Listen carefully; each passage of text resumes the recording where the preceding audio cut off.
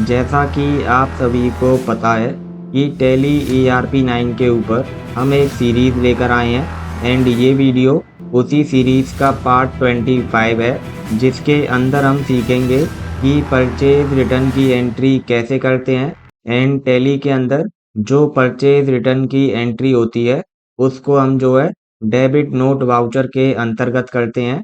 यानी कि इस वीडियो में हम बहुत अच्छे से सीखने वाले हैं कि परचेज रिटर्न की एंट्री क्यों की जाती है एंड इसको हम जो है डेबिट नोट वाउचर के अंदर कैसे करते हैं।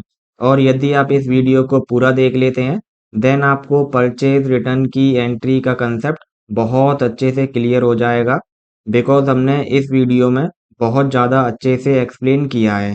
एंड जैसा कि आप सभी को पता है, ये जो हमारी टैली की सीरीज़ है इसका हमने एक प्लेलिस्ट बना दिया है, जिसका लिंक आपको नीचे इस वीडियो के डिस्क्रिप्शन में मिल जाएगा। यदि आप चाहें तो वहां जाकर हमारे टैली ERP9 से रिलेटेड सभी वीडियोस को देख सकते हैं।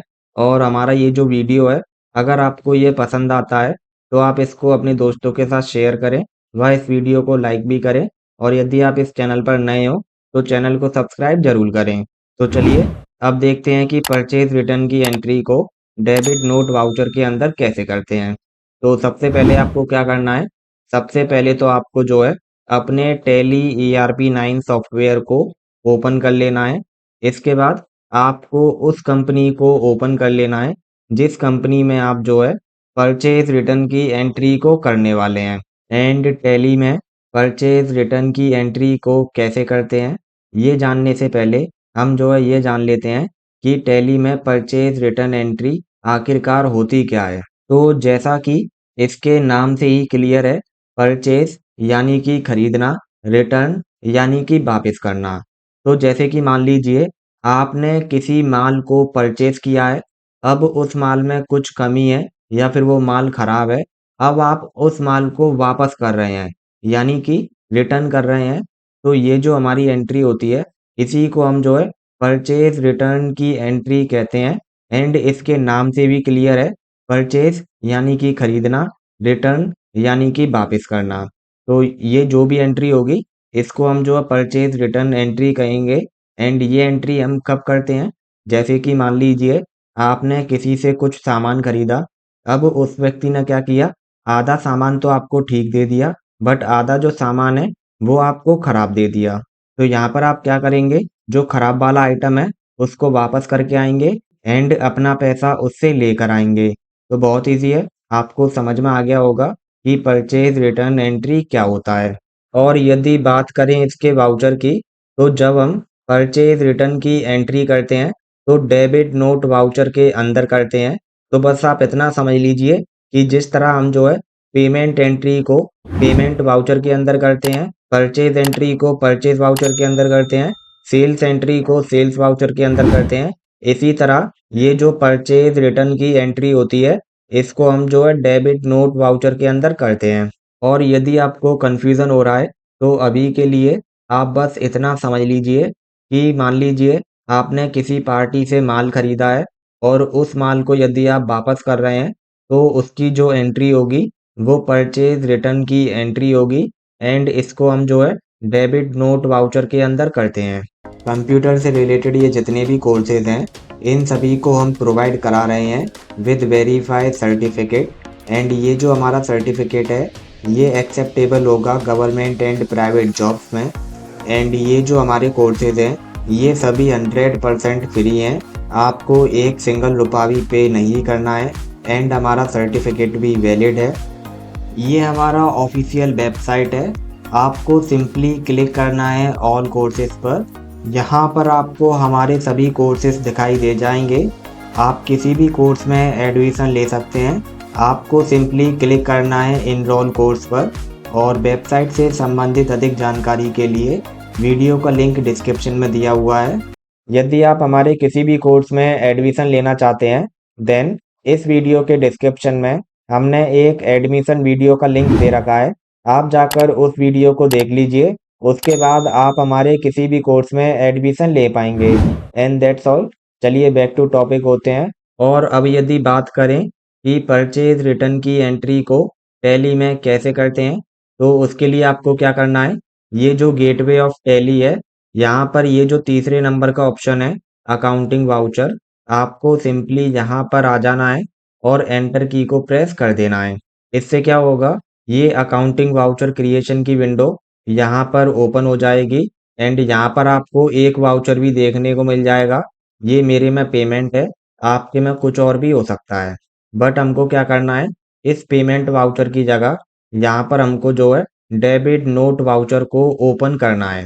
तो वो हम कैसे करेंगे, तो देखिए ये जो डेबिट नोट का वाउचर है, ये वाला, ये अभी हमारा डिसेबल है। तो पहले तो हमको इसको इनेबल करना पड़ेगा, देन इसके बाद हम जो है इसको यहाँ पर ओपन करेंगे। एंड अब मैं आपको ये बता देता हूँ कि ये जो डेबिट नोट वाउचर है, इसको टैली के अंदर इनेबल कैसे करें। तो आपको क्या करना है, ये जो सेकंड लास्ट ऑप्शन है फीचर्स, आप देख लीजिए, या तो आप यहाँ पर क्लिक कर दीजिए या फिर आप अपने कीबोर्ड में F11 की को प्रेस कर दीजिए। तो मैं जो है फिलहाल यहाँ पर क्लिक कर देता हूँ। इसके बाद ये अकाउंटिंग फीचर्स हमारी स्क्रीन पर ओपन हो जाएंगे एंड यहाँ पर हमको क्या करना है, ये वाले जो सेक्शन है इनवॉइस वाले, इतने वाले में हमको चेंजेस करने हैं, आप देख लीजिए। एंड यहाँ पर ये जो तीसरे नंबर का ऑप्शन है use debit and credit notes, ये हमारा नो है, तो इसको हमको सिंपली यस करा लेना है। तो यस कराने के लिए आप जो है यहाँ पर क्लिक कर दीजिए और इसको यस कर दीजिए, देन एंटर की को प्रेस कर दीजिए। देन ये वाला जो ऑप्शन है record credit notes in invoice mode, इसको भी हमको यस कर देना है, देन अगेन एंटर। और ये जो है record debit notes in invoice mode, इसको भी हमको यस कर देना है और एंटर की को प्रेस कर देना है। तो यहाँ पर आपको ध्यान देना है, ये जो इनवॉइसिंग वाला सेक्शन है, इसमें ऊपर के दो तो आपको ऑलरेडी यस मिलेंगे एंड नीचे के ये जो तीन ऑप्शन है ये आपको नो मिलेंगे। तो आपको भी इनको यस कर देना है, यानी कि इन सभी पांच के पांच ऑप्शंस को आपको यस कर देना है। एंड यहाँ पर आप देख सकते हैं कि ये जो डेबिट है, इसके साथ साथ हमने क्रेडिट नोट को भी यूज करने के लिए इनेबल कर लिया है। बिकॉज डेबिट नोट को तो हम जब यूज करते हैं जब हम खरीदा हुआ माल किसी को वापस करते हैं। बट कभी कभार क्या होता है कि जिस व्यक्ति को हम माल बेचते हैं, यानी कि अपने कस्टमर को, वो भी हमको माल वापस कर जाता है। तो जब हमारा कस्टमर हमको माल वापस करके जाता है, देन उस एंट्री को हम जो है क्रेडिट नोट के अंदर करते हैं। तो यहाँ पर हमने डेबिट नोट और क्रेडिट नोट दोनों को यस कर दिया है। तो इसी तरह आपको भी यस कर देना है और आप चाहें तो एंटर की को प्रेस करते हुए इसको एक्सेप्ट करा लीजिए या फिर आप कंट्रोल ए से भी करा सकते हैं। तो मैं फिलहाल एंटर की को प्रेस करते हुए जा रहा हूँ एंड यहाँ पर यस पर क्लिक कर देता हूँ। और अब आप देख सकते हैं जैसे ही हमने इसको एक्सेप्ट किया है, तो ये जो है हमारा डेबिट नोट, ये यहाँ पर इनेबल हो गया है और साथ ही साथ क्रेडिट नोट भी इनेबल हो गया है। एंड यहाँ पर आप देख सकते हैं ये जो है सेल्स, इसकी शॉर्टकट की है F8 एंड ये जो है क्रेडिट नोट, इसकी भी शॉर्टकट की है F8। बट यहाँ पर अंतर क्या है, यदि आपको सेल्स वाउचर को ओपन करना है तो आपको सिंपली अपने कीबोर्ड में F8 को प्रेस कर देना है। बट यदि आपको क्रेडिट नोट वाउचर को ओपन करना है, देन यहाँ पर नीचे डबल बार दिया हुआ है। तो यहाँ पर आप क्या करेंगे, डबल बार का मतलब होता है कंट्रोल के साथ इसकी शॉर्टकट की, जो कि F8 है।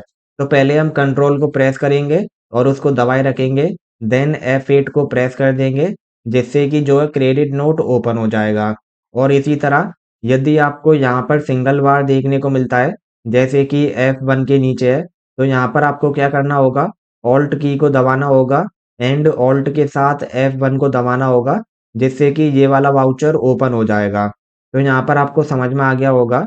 यदि ये नॉर्मल शॉर्टकट दिया हुआ है तो आप सिंपली अपने कीबोर्ड में इसको प्रेस कर दीजिए। यदि किसी शॉर्टकट के नीचे सिंगल बार दिया हुआ है तो वहां पर आप जो है उसको ऑल्ट के साथ प्रेस कर दीजिए। और वहीं यदि किसी शॉर्टकट में डबल बार दिया हुआ है तो वहां पर आप जो है कंट्रोल के साथ उसको प्रेस कर दीजिए। तो इसी तरह आप देख सकते हैं ये जो है हमारा डेबिट नोट वाउचर, जिसके अंदर हम जो है परचेज रिटर्न की एंट्री करने वाले हैं। इसके नीचे हमको डबल बार दिया हुआ है। तो यहाँ पर इसको ओपन करने के लिए हम क्या करेंगे, या तो हम यहाँ पर क्लिक कर सकते हैं या फिर अपने कीबोर्ड में F9 को कंट्रोल के साथ प्रेस कर सकते हैं। तो मैं जो है सिंपली यहाँ पर क्लिक कर देता हूँ एंड आप देखिएगा पेमेंट वाउचर की जगह ये वाला वाउचर ओपन हो जाएगा। तो ये मैंने क्लिक किया और अब आप देख सकते हैं डेबिट नोट वाउचर ओपन हो चुका है। एंड यहाँ पर आपको ध्यान देना है, ये जो है डेबिट नोट वाउचर ये आपका ओपन तो हो चुका है, बट अभी हम जो है यहाँ पर एंट्री नहीं कर सकते। ऐसा क्यों? बिकॉज यहाँ पर सिर्फ हमसे इनवॉइस नंबर पूछ रहा है, जबकि जब हम डेबिट नोट में एंट्री करते हैं तो यहाँ पर हमसे और भी डिटेल्स पूछता है, जैसे कि party account name, current balance, purchase laser इत्यादि। एंड ये जो है पर्टिकुलर्स यहाँ पर लिखा रहता है नेम ऑफ आइटम, बट हमारे में पर्टिकुलर्स लिख रहा है। एंड यहाँ पर ये जो है डेबिट और क्रेडिट, इसकी जगह पर यहाँ पर क्वांटिटी, रेट पर एंड अमाउंट लिखा रहता है।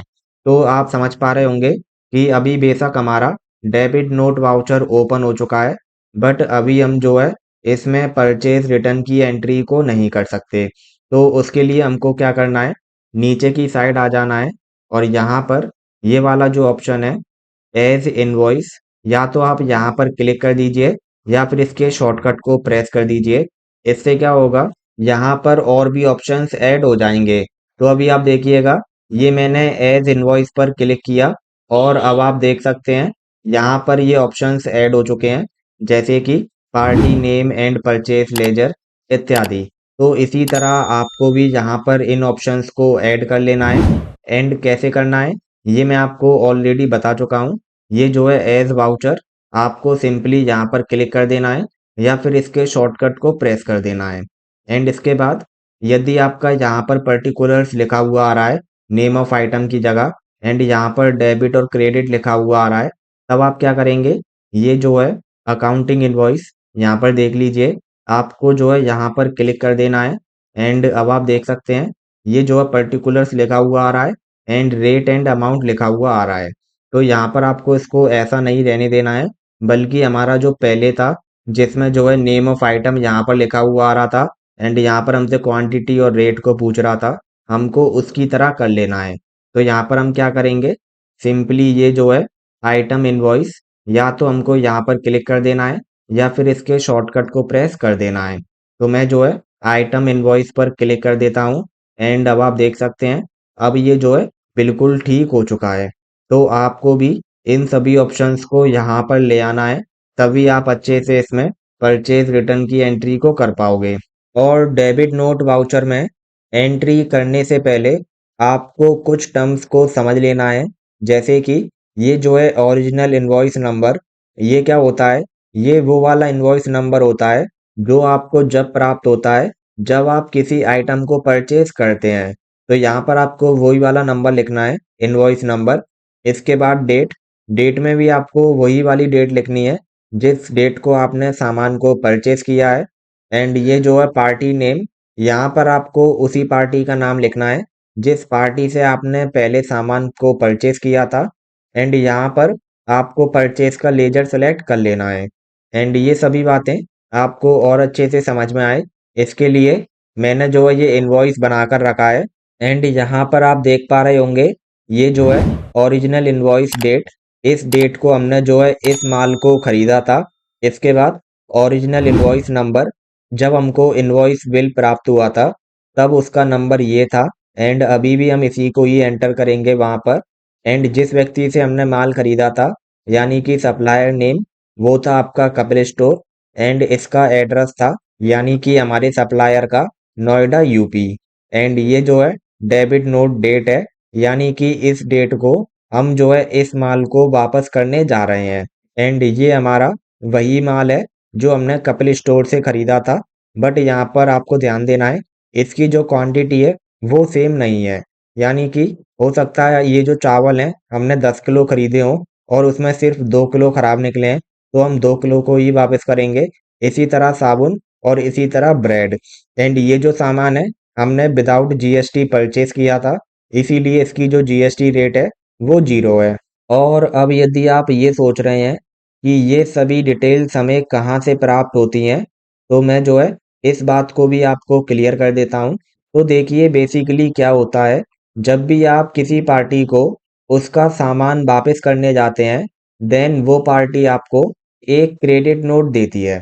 एंड जो आपका क्रेडिट नोट होता है उसमें ये सारी डिटेल लिखी होती हैं कि किस डेट को सामान खरीदा गया था, किस डेट को सामान वापस किया जा रहा है, कितना सामान वापस किया जा रहा है, कौन कौन सा वापस किया जा रहा है और किस रेट पर किया जा रहा है। तो ये सभी डिटेल्स आपको वो जो कंपनी है जिसको आप जो है अपना सामान वापस करके आ रहे हैं वो क्रेडिट नोट देगी। एंड उस क्रेडिट नोट को आपको जो है अपने टैली में as a debit note entry करनी है। एंड आपकी पार्टी का जो क्रेडिट नोट होगा उस क्रेडिट नोट को लेकर आपको अपने टैली में डेबिट नोट की एंट्री करनी है। तो यहाँ से आपको ये भी समझ में आ गया होगा कि ये सभी डिटेल्स आपको कहाँ से प्राप्त होंगी। तो अब मैं जो है आपको प्रैक्टिकली बता देता हूँ कि परचेज रिटर्न की एंट्री कैसे करते हैं। तो सबसे पहले आपको क्या करना है, यहाँ पर आपको डिटेल्स को फिल कर देना है जैसे कि ओरिजिनल इनवॉइस नंबर और डेट एटसेट्रा। बट यहाँ पर मैं आपको बता दूं, ये जो डिटेल्स आपको यहाँ पर फिल करनी है इनको आप जो है यहाँ से भी देख सकते हैं या फिर आप अपनी टैली में भी देख सकते हैं। तो टैली में देखने के लिए आपको क्या करना है, एस्केप की से बैक आ जाना है, दोबारा बैक आ जाना है। एंड ये जो है गेटवे ऑफ टैली, यहाँ पर सेकंड लास्ट ऑप्शन है डिस्प्ले, सिंपली इस पर क्लिक कर देना है। इसके बाद ये जो तीसरे नंबर का ऑप्शन है अकाउंट बुक्स, यहाँ पर क्लिक कर देना है। देन ये जो लास्ट थर्ड ऑप्शन है परचेज रजिस्टर्ड, आपको सिंपली यहाँ पर क्लिक करना है। देन आपको सिंपली उस महीने को सिलेक्ट कर लेना है जिस महीने में आपने जो है परचेज किया है। तो हमने मार्च में किया था। देन एंटर की को प्रेस कर देना है और यहाँ पर आप देख सकते हैं आपको आपकी कंपनी दिखाई दे जाएगी, कपिल स्टोर। और यदि आपको और ज़्यादा डिटेल्स को देखना है देन एंटर की को प्रेस कर दीजिए। पूरी की पूरी परचेज एंट्री यहाँ पर आपको दिखाई दे जाएगी। यहाँ पर आप जो है सप्लायर नंबर भी देख सकते हैं, इसकी डेट भी देख सकते हैं और भी जो डिटेल्स हैं उन सभी को देख सकते हैं। तो आपको समझ में आ गया होगा कि टैली में इन डिटेल्स को कैसे देखना है। अभी के लिए हम जो है बैक हो जाते हैं एंड गेटवे ऑफ टैली में चलते हैं और यहाँ पर ये जो अकाउंटिंग वाउचर सिंपली इस पर क्लिक कर देते हैं।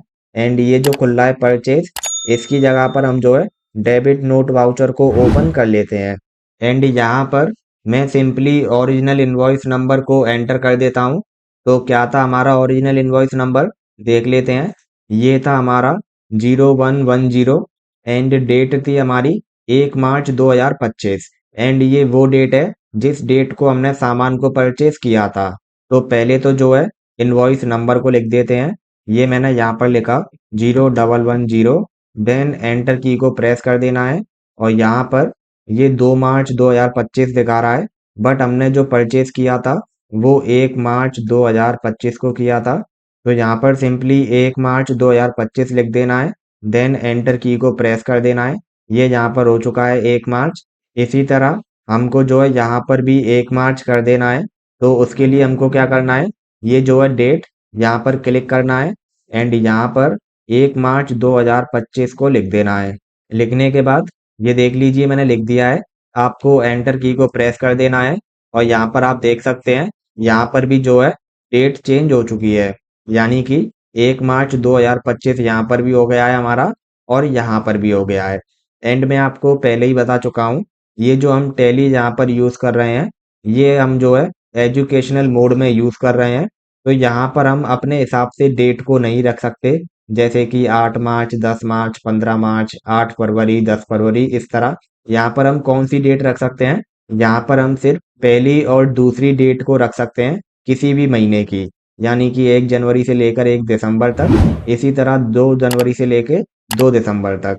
और यदि आपको अपने हिसाब से किसी भी डेट को यहाँ पर फिल करना है तो पहले आपको इसका लाइसेंस परचेज करना पड़ेगा।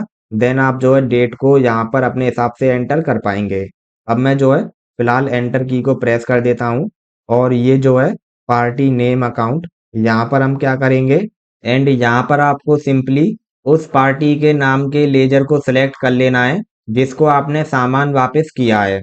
तो हम जो है हमारी पार्टी का नाम देख लेते हैं कि हमने किसको सामान वापस किया है। हमने जो है कपिल स्टोर को सामान वापस किया है। तो सिंपली यहाँ पर हम क्या करेंगे, कपिल स्टोर लिखना स्टार्ट कर देंगे। ये मैंने यहाँ पर कपिल लिखा। जैसे ही मैंने कपिल लिखा ये आप देख सकते हैं इसके नाम का लेजर यहाँ पर आ गया है। तो सिंपली एंटर की को प्रेस कर देना है। इससे क्या होगा, ये यहाँ पर कुछ डिटेल्स आ जाएंगी एंड आपको यहाँ पर कुछ भी चेंज नहीं करना है। एंटर की को प्रेस करते हुए जाना है एंड इन सभी डिटेल्स को एक्सेप्ट करा लेना है। एंड ये जो है वही डिटेल्स हैं जो आपने इस लेजर को बनाते टाइम फिल की थी इस कपिल स्टोर के बारे में।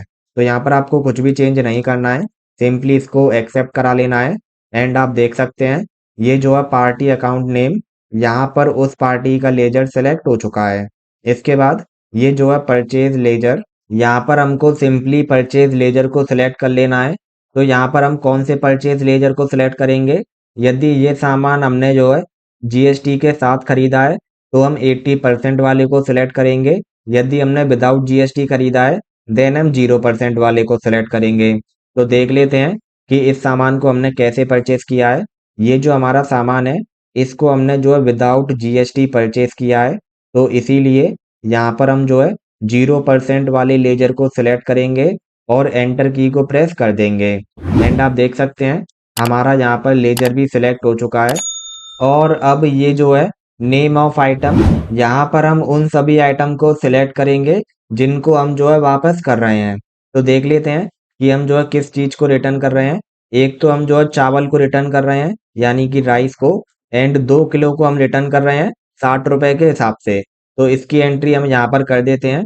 मैं जो है यहाँ पर सिंपली स्पेस बार को दबा देता हूँ जिससे कि यहाँ पर लिस्ट आ जाए। ये आ चुकी है। एंड अब आपको यहाँ पर सिंपली राइस को सिलेक्ट कर लेना है और एंटर की को प्रेस कर देना है। आप देख सकते हैं ये राइस यहाँ पर आ चुका है। इसी तरह आपको भी कर लेना है। इसके बाद यहाँ पर आपको क्वांटिटी को मेंशन कर देना है कि आप कितनी क्वांटिटी को वापस कर रहे हैं। तो मैं जो है यहाँ पर 2 लिख देता हूँ और एंटर की को प्रेस कर देता हूँ। ये आप देख सकते हैं यहाँ पर केजीएस और इसका रेट ऑटोमेटिकली आ चुका है। यानी कि जब हमने इसकी परचेज एंट्री की थी तब हमने इसको 60 रुपए के हिसाब से खरीदा था। ये बात टैली को याद है, इसीलिए जब हम इसको वापस कर रहे हैं तो इसका रेट यहाँ पर ऑटोमेटिकली आ चुका है। इसी तरह आपके में भी आ जाएगा।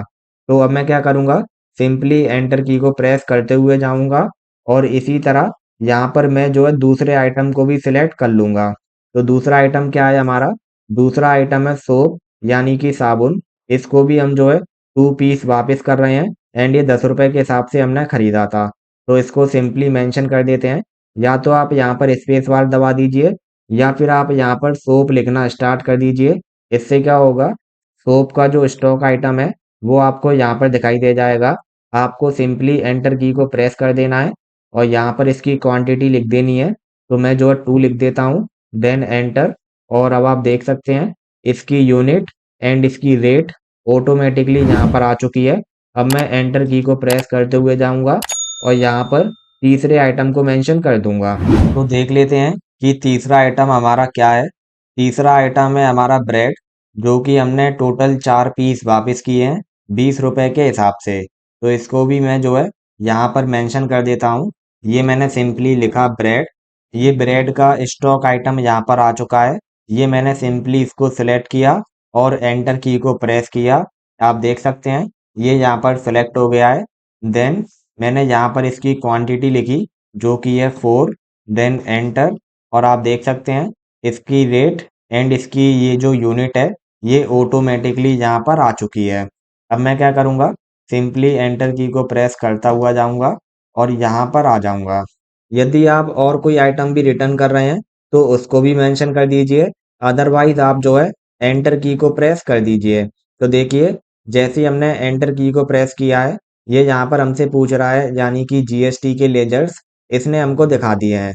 तो जैसा कि आप सभी को पता है इसको हमने जो है विदाउट जीएसटी परचेस किया था, तो इसको हम जो है विदाउट जीएसटी ही रिटर्न करेंगे। तो यहाँ पर हम जो है कुछ भी सिलेक्ट नहीं करने वाले हैं, सिंपली एंड ऑफ लिस्ट को सिलेक्ट कर लेंगे और एंटर की को प्रेस कर देंगे। एंड यहाँ पर आपने नोटिस किया होगा कि हमारी ये वाली जो एंट्री है परचेज रिटर्न एंट्री, ये बिल्कुल परचेज एंट्री की तरह है। सब कुछ हमने इसमें वही किया है, डेट को भी मेंशन किया है, इनवॉइस नंबर को भी, पार्टी के लेजर को भी सिलेक्ट किया है, परचेज लेजर को भी सिलेक्ट किया है, आइटम को भी मेंशन किया है, यानी कि सब कुछ सेम है। बस इसमें हमने क्या किया है, यहाँ पर परचेज वाउचर की जगह डेबिट नोट वाउचर को सिलेक्ट कर लिया है। तो आपको भी यही करना है, यदि आप परचेज एंट्री को कर रहे हैं तो आपको परचेज वाउचर को सिलेक्ट करना है, और यदि आप परचेज रिटर्न की एंट्री को कर रहे हैं देन आपको डेबिट नोट को सिलेक्ट करना है।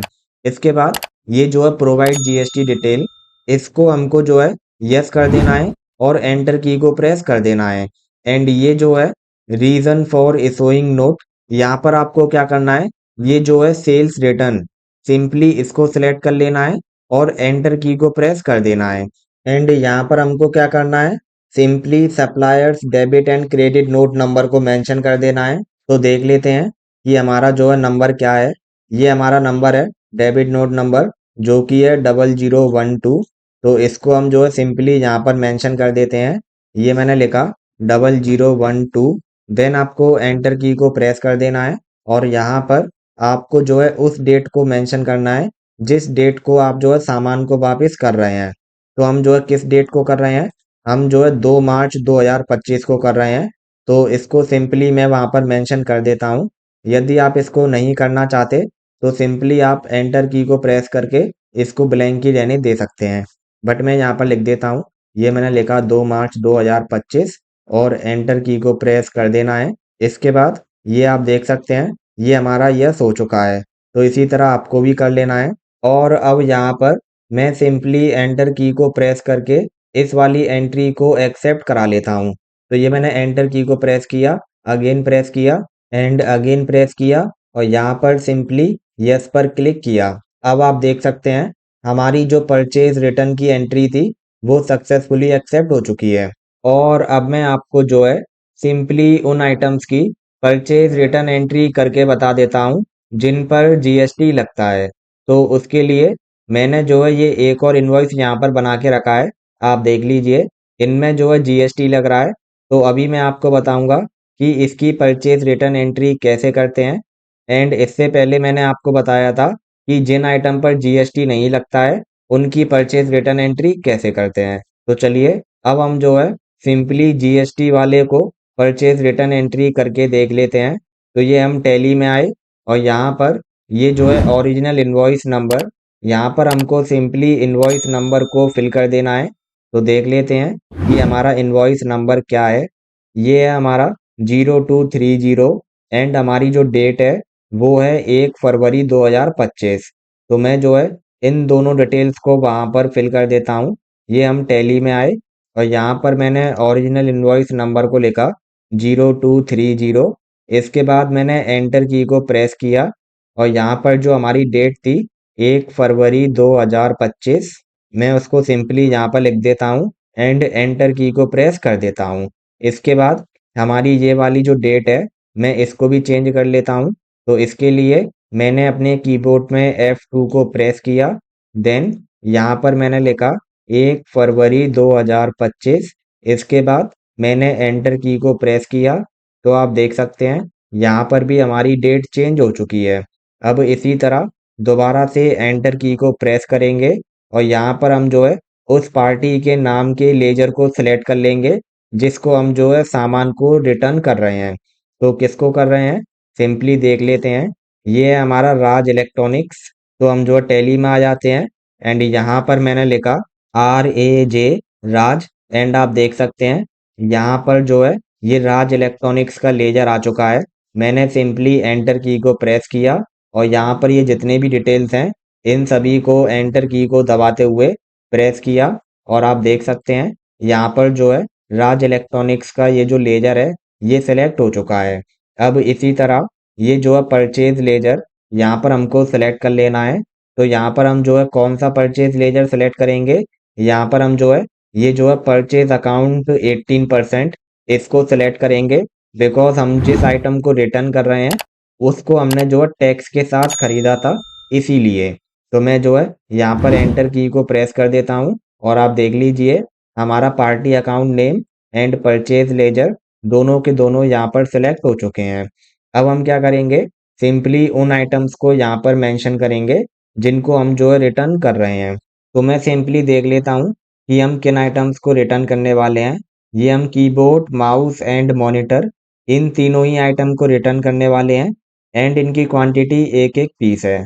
तो फिर से टैली में चलते हैं एंड यहाँ पर आपको सिंपली स्पेस बार को प्रेस कर देना है और आप देख सकते हैं ये लिस्ट ऑफ स्टॉक आइटम्स आपकी यहाँ पर आ जाएगी। एंड यहाँ पर आप ये भी देख पा रहे होंगे कि जिन आइटम्स को हम रिटर्न करने वाले हैं, जैसे कि कीबोर्ड, मॉनिटर, माउस, ये हमारे पास है ही नहीं। इनकी जो क्वांटिटी है वो 0 है। तो ऐसा क्यों हुआ है मैं आपको बता दूं। जब मैंने आपको परचेज एंट्री सिखाई थी जीएसटी के साथ, तब मैंने आपको इन सभी आइटम्स को जो है परचेज करके दिखाया था। फिर उसके बाद मैंने आपको जो है सेल्स एंट्री भी सिखाई थी। तो जब हमने सेल्स एंट्री सीखी थी, तब हमने इन सभी आइटम्स को सेल भी कर दिया था।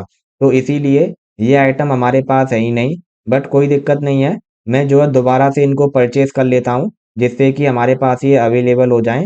देन मैं आपको सिखा दूंगा कि इसको हम जो कैसे परचेज रिटर्न करते हैं। और यदि आप हमारी सीरीज को फॉलो कर रहे होंगे, देन आपको पता ही होगा कि कैसे परचेज करते हैं। मैं फिलहाल इनको परचेज कर लेता हूँ और हम दोबारा से यहीं पर मिलते हैं। तो मैंने अब यहाँ पर इन आइटम्स को परचेज कर लिया है और अब आप देख सकते हैं ये जो है हमारे स्टॉक में आ गए हैं। अब हमारे पास 4 कीबोर्ड, 2 मॉनिटर एंड 10 माउस हैं, जिनको मैंने अभी अभी परचेज किया है। अब हम सिंपली क्या करेंगे, जिस आइटम को हम बेच रहे हैं, जैसे कि कीबोर्ड, तो इसको हम जो है सिंपली अपनी टैली में सिलेक्ट कर लेंगे। जैसे कि ये रहा, इसको सिलेक्ट किया और एंटर की को प्रेस किया। एंड अब हम यहाँ पर इसकी क्वांटिटी मेंशन कर देंगे कि हम कितने कीबोर्डों को रिटर्न कर रहे हैं। तो हम जो है एक को कर रहे हैं, मैंने 1 लिखा और एंटर प्रेस किया। एंड इसका जो रेट है वो यहाँ पर ऑटोमेटिकली आ चुका है। अब इसी तरह एंटर की को प्रेस करते हुए जाना है एंड यहाँ पर हमको दूसरे एंड तीसरे आइटम को भी मेंशन कर देना है।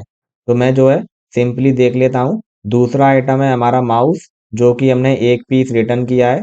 तो इसको भी हम सिंपली स्पेस बार को प्रेस करके यहाँ पर माउस को सिलेक्ट कर लेंगे एंड एंटर की को प्रेस कर देंगे। यहाँ पर इसकी क्वांटिटी लिख देंगे जितना भी हम रिटर्न कर रहे हैं। देन एंटर, इसका प्राइस यहाँ पर आ चुका है एंड अगेन एंटर और अगेन एंटर। अब इसी तरह तीसरे आइटम को भी सिलेक्ट कर लेते हैं, जो कि है हमारा मॉनिटर। तो मैंने यहाँ पर सिंपली मॉनिटर लिखना स्टार्ट किया एंड आप देख सकते हैं मॉनिटर का जो स्टॉक आइटम है वो यहाँ पर आ चुका है। मैंने एंटर की को प्रेस किया और यहाँ पर 1 लिखा एंड अगेन एंटर की को प्रेस किया। यहाँ पर इसका रेट आ चुका है और अगेन एंटर की को प्रेस किया एंड अगेन प्रेस किया। तो अब यहाँ पर हमने इन सभी आइटम्स को मेंशन कर दिया है जिनको हम जो रिटर्न करने वाले हैं। और यहाँ पर यदि आप कोई चौथा आइटम भी इनको रिटर्न कर रहे हैं तो उसको भी मेंशन कर दीजिए। यदि बस 3 ही कर रहे हैं तो अगेन एंटर की को प्रेस कर देना है।